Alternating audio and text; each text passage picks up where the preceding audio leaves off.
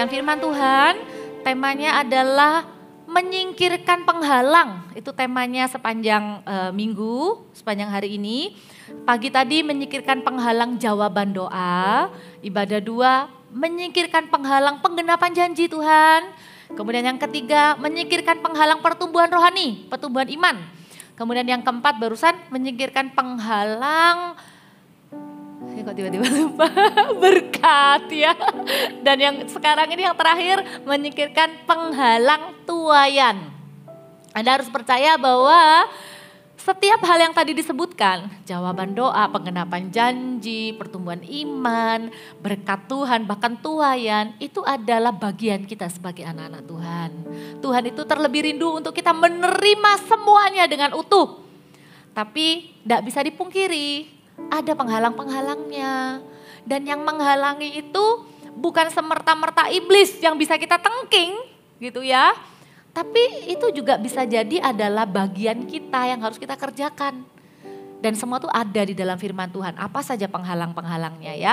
Kita lihat yang terakhir yaitu menghalangi tuaian. Penghalang tuaian gitu ya.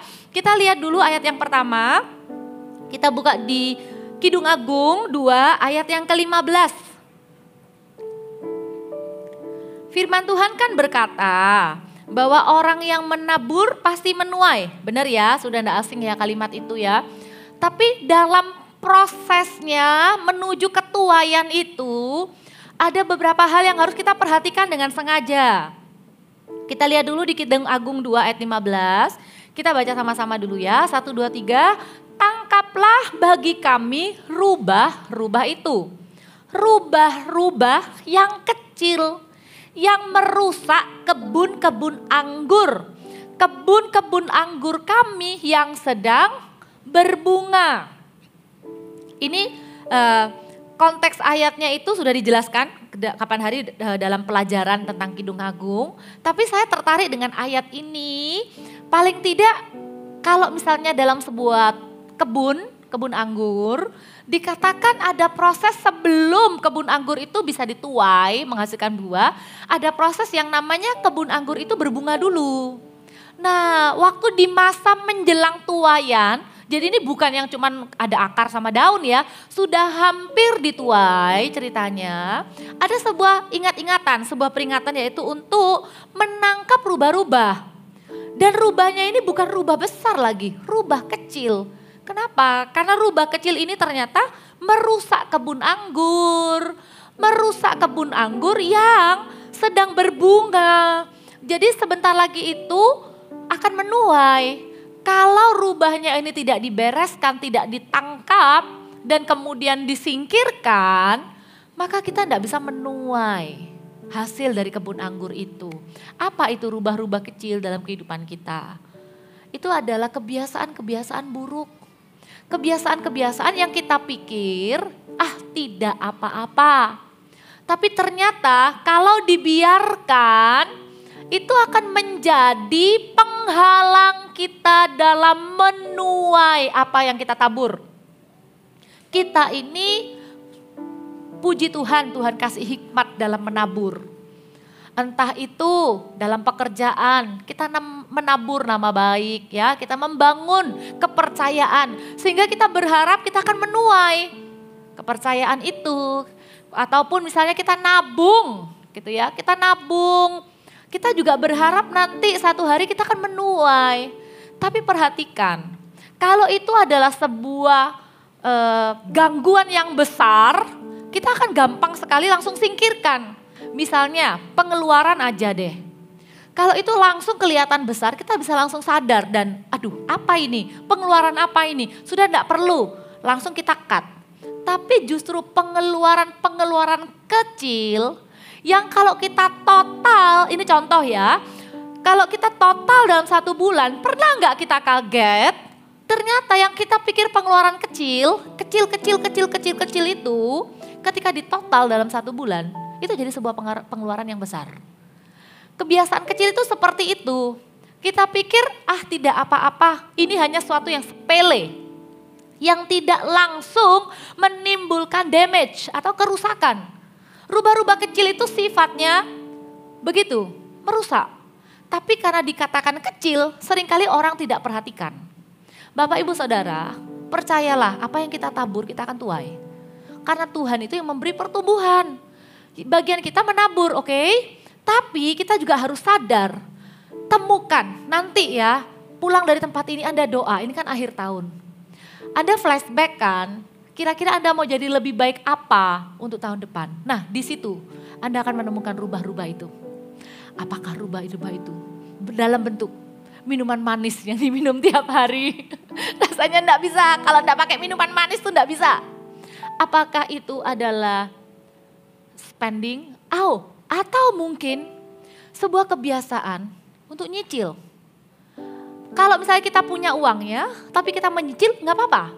Tapi kalau dalam bentuk cicilan yang kita pikir adalah sebuah hutang, dan kita mulai terbiasa dengan itu, sedikit-sedikit kita bilang, nggak apa-apa, saya bayar bulan depan. Pendapatannya hari ini untuk bayar cicilan bulan lalu. Mau sampai kapan seperti itu? Anda harus tahu dan minta hikmat Tuhan, that's it, enough. Rubah-rubah kecil itu harus ditangkap. Rubah-rubah kecil itu harus saya temukan di hidup saya, bukan di hidup orang ya. Nah lo, tuh dengerin tuh, bukan. Ini rubahnya tuh di hidup kita masing-masing. Dan tidak ada yang bisa mengubah kita selain diri kita sendiri. Saya berdoa Anda nanti akan menemukan rubah-rubah kecil apa yang Anda harus tangkap. Karena itu tanpa kita sadari akan menjadi kebiasaan yang akan merusak sehingga kita tidak menuai. Salah satu contoh paling gampang. Kita mulai kehilangan waktu berkualitas untuk ngobrol dengan pasangan ataupun dengan anak. Kenapa? Karena kita sibuk dengan HP kita. Kita pikir tidak apa-apa, me time. Kita pikir sebentar saja. Apakah itu juga termasuk rubah-rubah? Sehingga kita jadi kehilangan komunikasi dengan orang-orang yang seharusnya kita bangun komunikasi dengan baik. Tanpa kita sadari, ya ampun, anak sudah besar. Mau bangun hubungan sudah kaku rasanya. Kenapa? Karena dicicil dari kecil. Pak, mau tunjukin gambar. Nah, bentar. Kita biarkan itu seperti hal yang sepele, yang anak itu juga gak bakal marah kok. Tapi akan ada waktunya, waktu kita bilang, apa nyo? Apa Pak? Anaknya sudah besar dan sudah gak tertarik lagi untuk cerita dengan papa mamanya. Kita gak sadar, rubah-rubah kecil itu sudah gak kecil lagi, udah jadi rubah besar. Bukan anaknya ya, maksudnya yang bertumbuh anaknya rubah, bukan ya. Maksudnya sesuatu yang kita pikir itu sederhana, waktu kecil kita tidak bereskan, kebiasaan kecil sederhana yang waktu kita tahu itu salah, kita nggak segera bereskan, begitu jadi sebuah gaya hidup. Lebih sulit untuk kita bereskan. Lebih baik waktu masih berupa sebuah kebiasaan kecil, bereskan. Sebelum itu jadi sebuah gaya hidup, jadi sebuah karakter di hidup kita. Perhatikan, Tuhan tuh sayang kita semua. Tuhan tuh mau kita menuai. Tuhan tuh mau apa yang kita usahakan, itu kita bisa nikmati hasilnya. Jangan sampai kebiasaan-kebiasaan kecil yang kita abaikan, yang kita pikir, tidak apa-apa. Bahasa gaulnya itu, halah gitu ya, halah gitu aja. Justru hal yang kecil itu, firman Tuhan emphasize, Tuhan kasih kaca pembesar. Yang itu loh, kalau diteruskan akan jadi sesuatu yang tidak baik. Tidak ada yang namanya orang itu jatuh dalam dosa dalam semalam. Tidak ada orang tuh yang punya keberanian sedemikian rupa. Makanya saya kurang setuju kalau hamil di luar nikah tuh dibilang kecelakaan. Saya kurang setuju, karena itu bukan kecelakaan. Anda ngerti maksud saya? Kalau kecelakaan itu sesuatu yang tidak terduga. Itu namanya kejahatan kalau memang terjadi. Itu namanya tindakan asusila yang harus dipidanakan. Tapi kalau orang tiba-tiba berani melakukan hal yang tidak baik, pasti ada benihnya sebelumnya yang dikompromikan. Apakah tontonannya, apakah kemudian mulai melanggar sedikit-sedikit, akhirnya kebablasan. Dan percayalah, itu bukan kecelakaan, itu rubah kecil yang waktu kecil tidak dibereskan. Di kantor, kalau kita sudah menikah, enggak usah tunggu sampai ada kejadian yang ekstrim, seperti selingkuh, wah itu mah udah dunianya udah beda. Dari mana perselingkuhan dimulai? Dari rubah-rubah kecil, yang flirting, yang mulai menemukan kesukaan. Yang perempuan bukan dipuji suaminya tapi dipuji teman kerjanya. Yang laki-laki juga sama, padahal di rumah ada istri, tapi di tempat kerja mulai menebar pesona, ditepuk tangani sama teman kerja perempuan, bisa merasa lebih bahagia. Rubah itu, jangan dibiarkan bertumbuh. Rubah-rubah kecil itu, usir sejak dari kecil. Karena itulah yang akan menjadi penghalang tuaian. Tuhan mau memberkati keluarga Anda, Tuhan mau memberkati anak-anak Anda. Apa yang Anda lakukan? Kebiasaan kecil yang merusak, segera bereskan. Amin. Ya, itu yang paling tidak masing-masing kita bisa kerjakan dengan sungguh-sungguh. Yang kedua, kita lihat sama-sama. Di Yesaya 32 ayat 20. Yesaya 32 ayat yang ke-20 berkata begini. Berbahagialah kamu yang boleh menabur di segala tempat di mana terdapat air, yang dapat membiarkan sapi dan keledainya pergi kemana-mana. Kalau kita baca ayat ini seolah-olah seperti kiasan gitu ya. Tapi benar, kalau kita nabur, kalau kita mengharapkan sebuah tuaian, pastikan kita nabur itu di tempat yang tepat. Kita itu menghabiskan waktu hidup kita di mana? Penghalang tuaian itu begini. Kita tidak sadar, kita spend time, kita habiskan waktu kita tanpa tujuan. Kita habiskan waktu kita di tempat-tempat yang tidak ada tujuannya.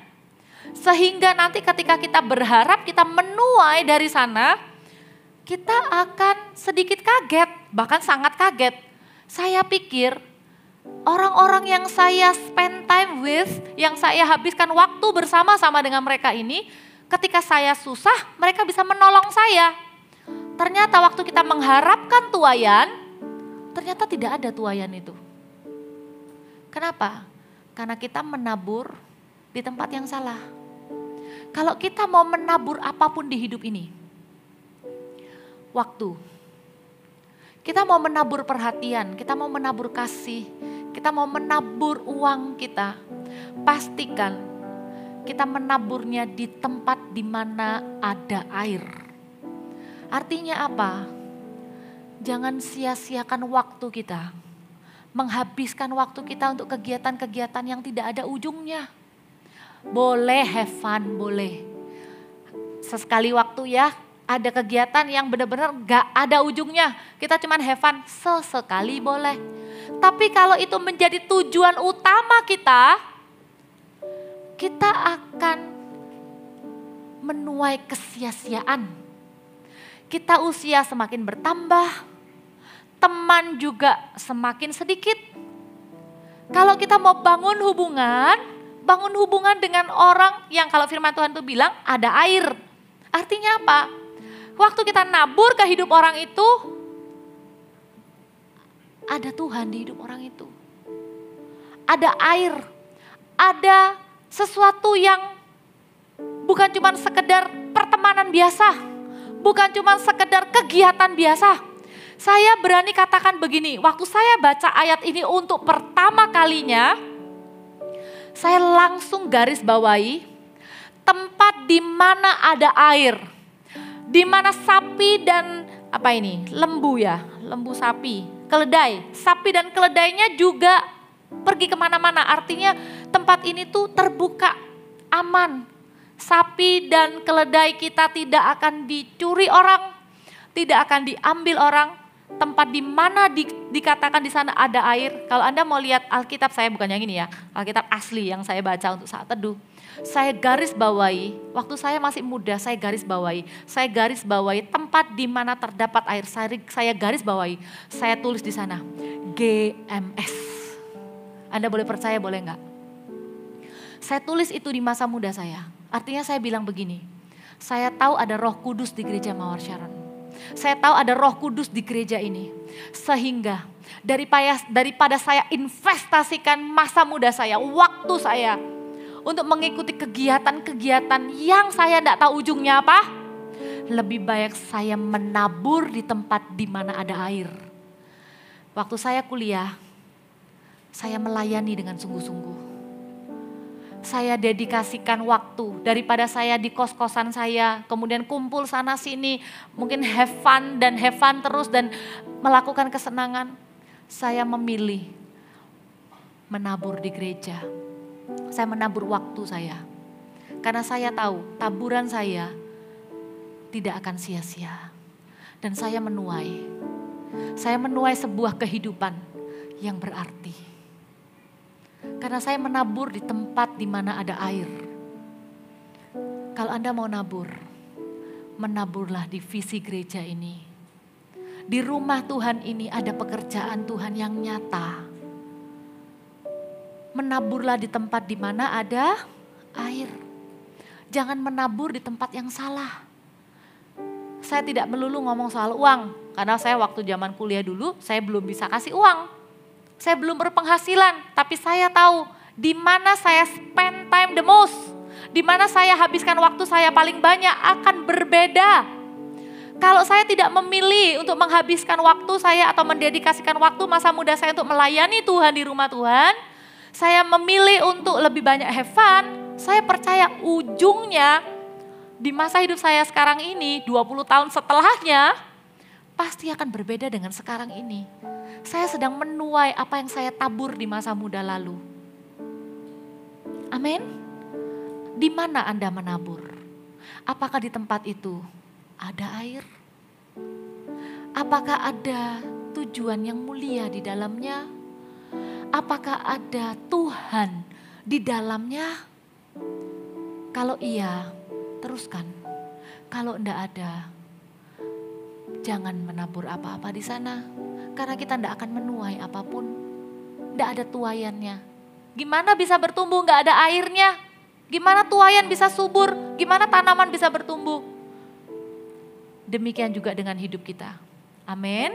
Kemudian yang ketiga, di Galatia 6 ayat 7 sampai 10. Dikatakan begini, Galatia 6, 7 sampai 10, jangan sesat. Allah tidak membiarkan dirinya dipermainkan. Karena apa yang ditabur orang itu juga yang akan dituainya. Amin. Ya, apa yang kita tabur itu kita tuai. Dan barang siapa menabur dalam dagingnya, ia akan menuai kebinasaan dari dagingnya. Dan barang siapa menabur dalam roh, ia akan menuai hidup yang kekal dari roh itu. Jelas ya, kalau kita nabur kebencian, ya kita akan menuai juga dampak-dampak yang gak baik. Tapi kalau kita menabur kasih, percayalah taburan itu akan bernilai kekal. Ayat selanjutnya bilang begini, janganlah kita jemu-jemu berbuat baik. Karena apabila sudah datang waktunya, kita akan menuai jika kita tidak menjadi lemah. Karena itu, selama masih ada kesempatan bagi kita, marilah kita berbuat baik kepada semua orang. Tetapi terutama kepada kawan-kawan seiman. Perhatikan ada sebuah ayat yang berkata begini, jangan jemu-jemu berbuat baik. Karena bila sudah datang waktunya, artinya nanti kalau sudah waktunya kita nuai, kita itu akan nuai dan ada syaratnya lagi. Apa itu? Jika kita tidak menjadi lemah. Berarti begini, kalau kita tahu kita sudah menabur, penghalang tuaian itu adalah ketika kita berhenti di tengah jalan. Kita jadi lemah. Kita sedang nabur nih, bangun kelompok sel yang sehat, bangun tim pelayanan, kita sedang nabur bangun keluarga gitu ya. Firman Tuhan bilang kita akan menuai kalau kita tidak jadi lemah. Jangan sampai kita sudah nabur tapi kita tidak punya energi, kita tidak punya tenaga untuk menuai hasil taburan kita. Makanya firman Tuhan tuh berkata ayo melekat sama Tuhan. Supaya kita itu berjalan kian lama kian kuat. Jangan kita itu menabur itu dengan kekuatan sendiri. Tapi kalau kita menabur dengan kasih karunia Tuhan, kita itu seolah-olah melakukannya itu tidak berat. Tapi kalau kita menabur itu dengan kekuatan sendiri, kita mengerjakan segala sesuatu dengan kekuatan kita sendiri, kita lupa bahwa ada kasih karunia Tuhan bekerja di dalamnya. Satu titik kita akan capek setengah mati. Kita merasa sia-sia yang aku kerjakan, that's it. Padahal di mata Tuhan sudah tinggal dikit lagi, kamu akan menuai. Itu loh, pernah kan lihat orang yang menggali, ada meme-nya itu loh yang gambar, orangnya tuh udah gali, terus tinggal dikit lagi, mungkin tinggal galian beberapa kali lagi, sudah ketemu deh diamondnya. Tapi orangnya itu sudah terlanjur lelah, dia balik. Kita yang lihat itu, gimana perasaan kita? Gemes, sedikit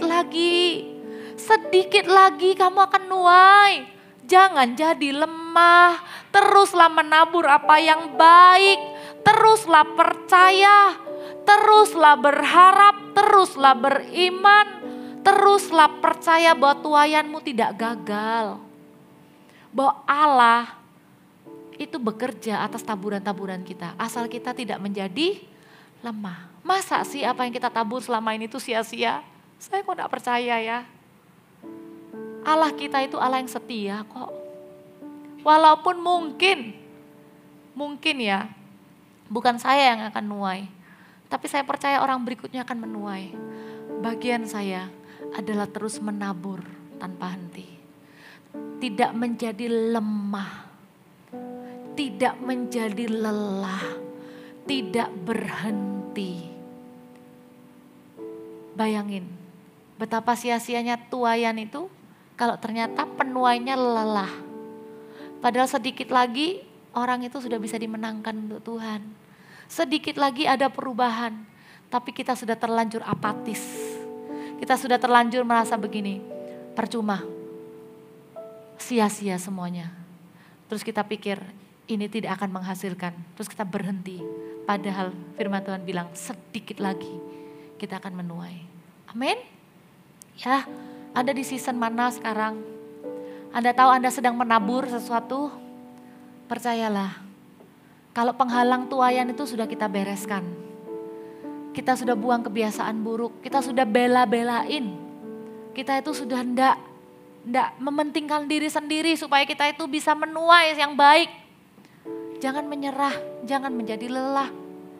Tuaian Anda itu sudah di depan mata, Anda akan menuai. Amin. Dan yang terakhir, saya mau tutup dengan ini.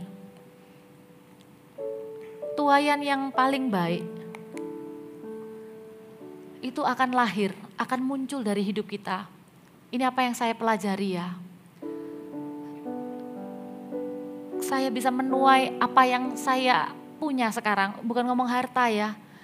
Tapi benar-benar saya menghidupi most fulfilling life. Kehidupan yang benar-benar mendatangkan sukacita. Kehidupan yang saya tidak sesali. Saya ada di dalam kehidupan itu karena saya mau menjadi benih yang mati. Salah satu cara supaya kita bisa melihat tuaian adalah kita ini bukan cuma sekedar menabur kebaikan, tapi kita menabur diri kita sendiri. Jadikan hidup kita ini sebagai taburan. Bukan cuma nabur sebagian. Misalnya, oh ya udah waktu saya, harta, kasih sayang sesekali, bukan. Tapi ada sebuah ayat firman Tuhan berkata begini di Yohanes 12 ayat 24. Aku berkata kepadamu, sesungguhnya jikalau biji gandum tidak jatuh ke dalam tanah dan mati, ia tetap satu biji aja. Tetapi jika ia mati, ia akan menghasilkan banyak buah. Konteksnya, perikopnya di ayat ini, itu Tuhan Yesus. Waktu Tuhan Yesus tuh bilang, kalau Tuhan Yesus tuh harus mati.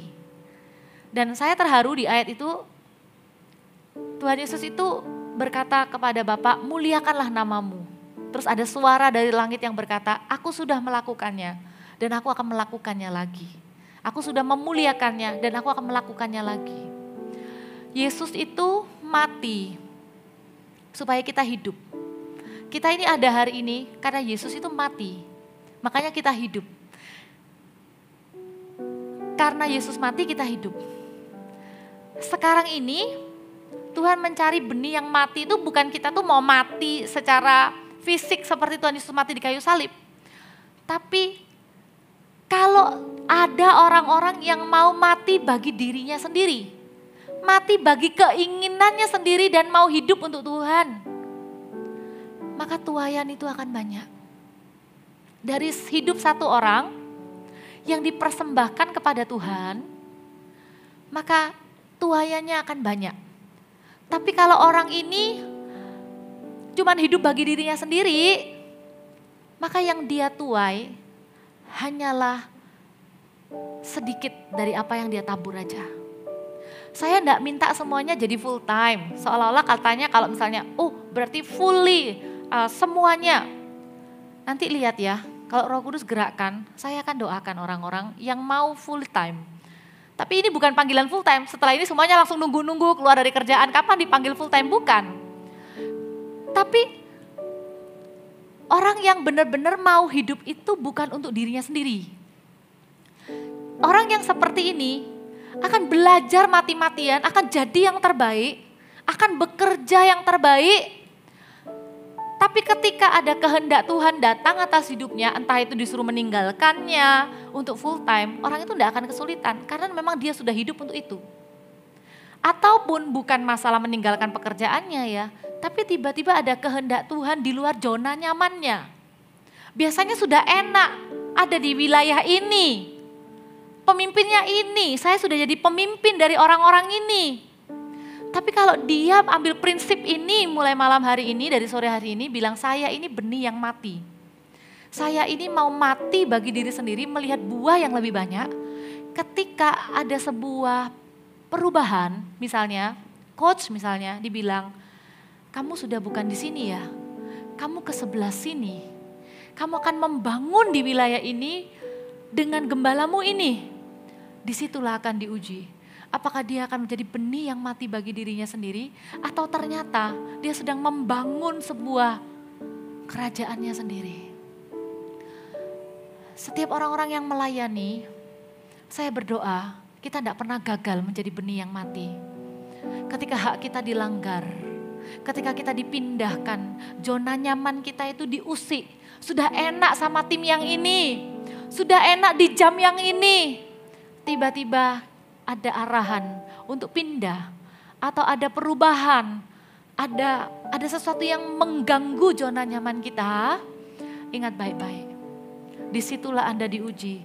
Anda mau jadi benih yang mati untuk menghasilkan lebih banyak lagi tuaian, atau Anda berkata enggak mau, aku mau tetap yang ini aja. Maka tuaian berikutnya yang lebih besar enggak akan terjadi. Amin.